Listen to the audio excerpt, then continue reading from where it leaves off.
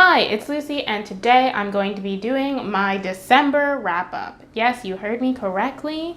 My December wrap-up. Yes, I am aware. It is February. Yeah, I just never got around to doing my December wrap-up in January. Normally I would try and combine my December and January wrap-up, but I ended up reading 8 books in December and like 13 books in January. Spoiler for my January wrap-up, which is coming soon. So that is a long wrap-up that nobody needs. So I'm just going to do them separately like normal. This one's just coming a lot later than usual. I actually read 9 books in December. All of the books that I will be talking about in this video will be linked down below with timestamps. If I'm talking about a book you're not interested in, feel free to skip forward using the timestamps. And those are in all of my wrap-ups in case you're wondering, I don't know. But yeah, in the beginning of the video, I usually try and talk about like things I did in that month, even though by now these things are 2 months old because you're actually seeing this around the end of February, I believe. But these things still happen. So in December, I was a host person for the Kwanzaa Reflectathon. And so if you want to see my video or any of the other videos that other people did for the Kwanzaa Reflectathon, then there will be a playlist linked down below, I think. I think there's a playlist.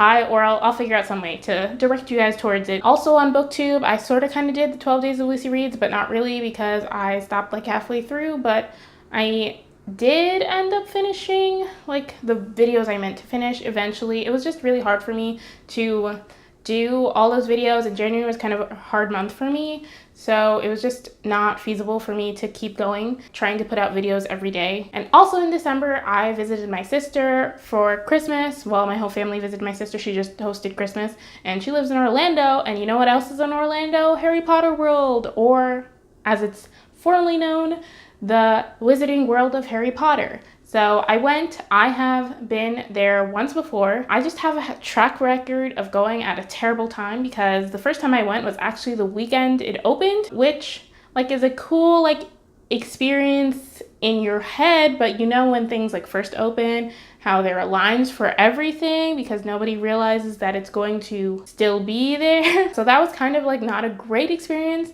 the first time I went. Like it was fun to see everything, but the lines were so long, and this time was slightly less crowded, but it was Christmas, so it was pretty crowded for me. So next time I go, we will try for the very off season because I want to be able to ride rides without having to wait 3 hours. Even to ride the Hogwarts Express was in like an hour and a half line, which was fun. It's really cute. If you go, I recommend doing the Hogwarts Express and getting like the 2 ticket, is that what it's called? Like the park to park, whatever. So you can go to the other park and ride the Hogwarts Express because it's really cute.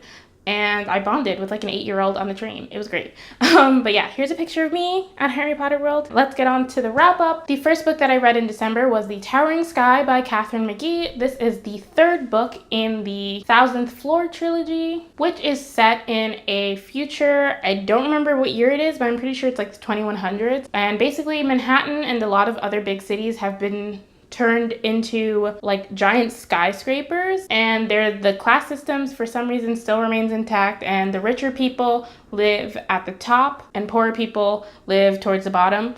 And we follow a bunch of people who live on various floors around the tower, throughout the tower. And at the beginning of the first book, we learn that one person has fallen off the tower, and it's like 1,000-floor tower.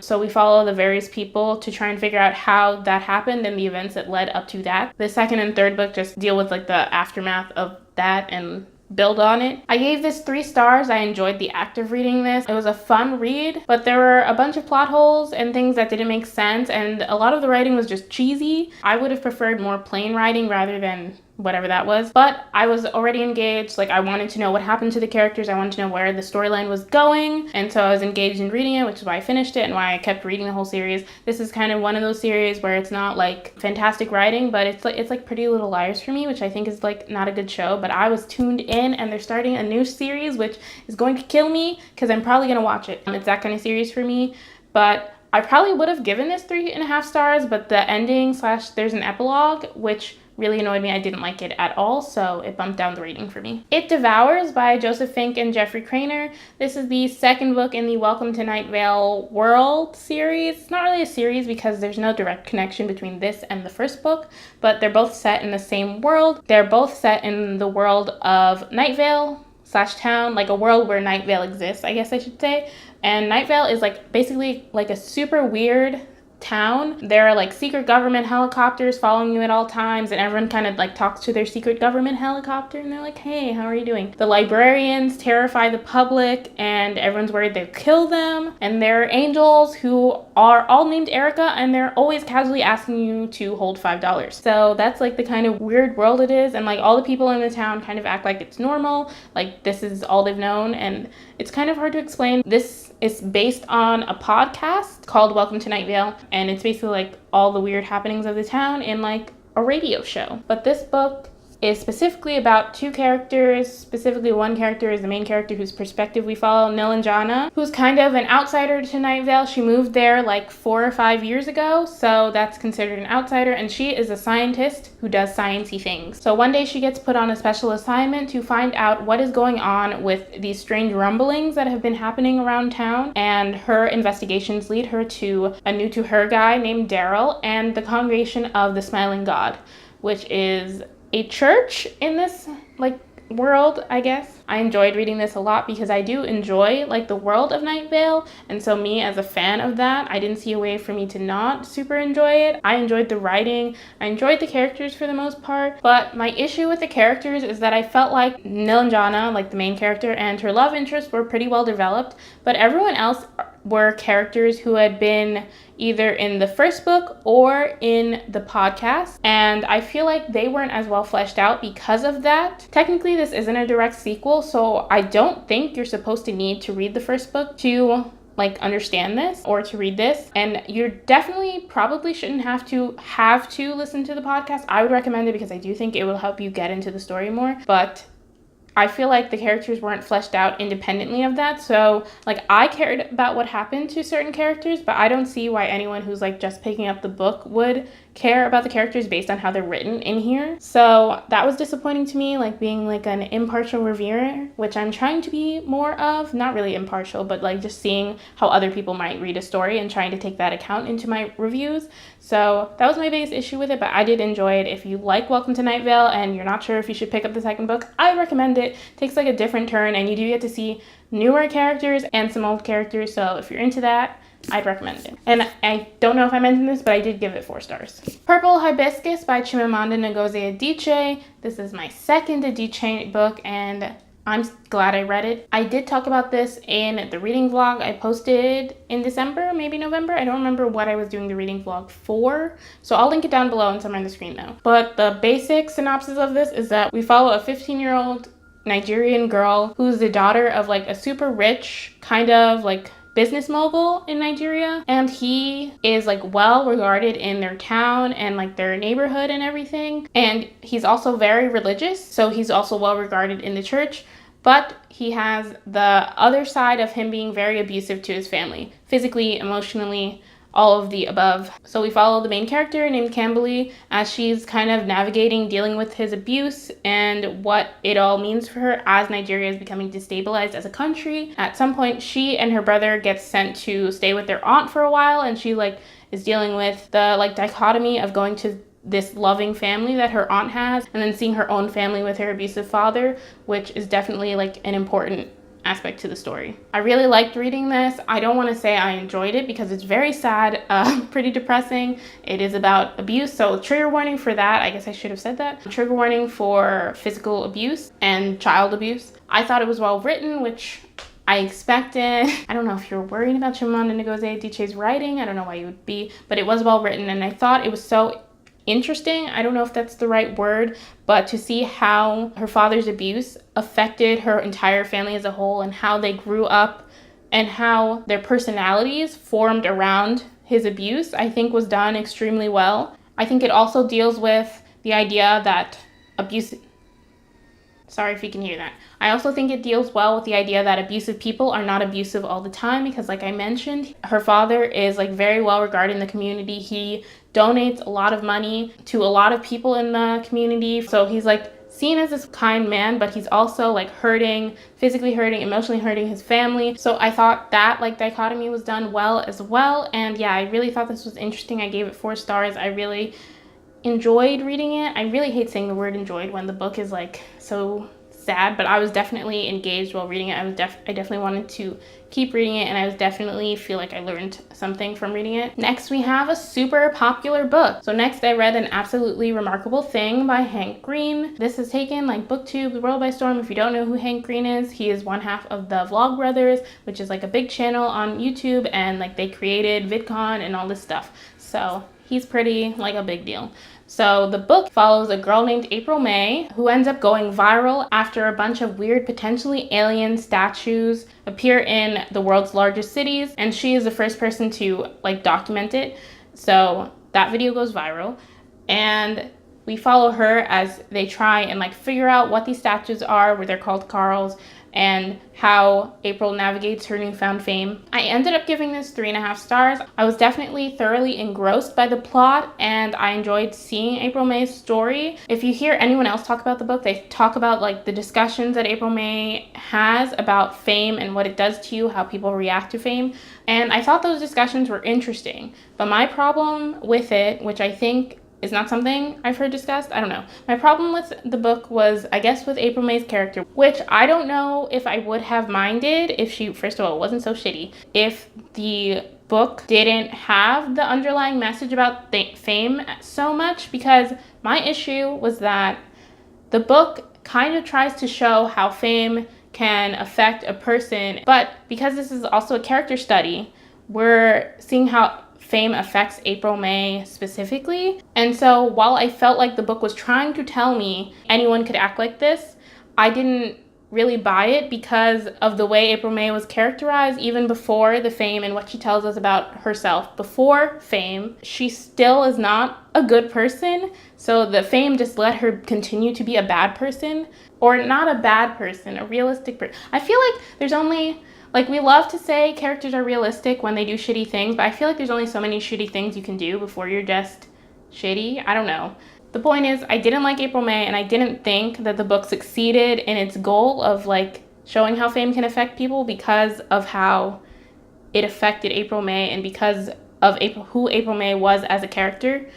I don't know if I'm getting that across. I did do, like, a video review of it, but I didn't think it was good, so it's in the garbage. I think the way I'm trying to put it, and it's not coming across, is like how people talk about The Lord of the Flies is meant to show like how we could all be if we're stuck on an island somewhere, but really what it ends up showing is how a bunch of like privileged white boys act stuck on an island somewhere. And so I kind of see that here. I hope that makes sense. But like I said, I did find it entertaining. I was engaged in the story. I did want to keep reading. I think I read this in like 2.5 days maybe. So yeah, I was kind of upset at the ending, but I found out that Hank is planning to do a sequel, so I'm less mad at the ending. So I will be reading the sequel, and we'll see what happens.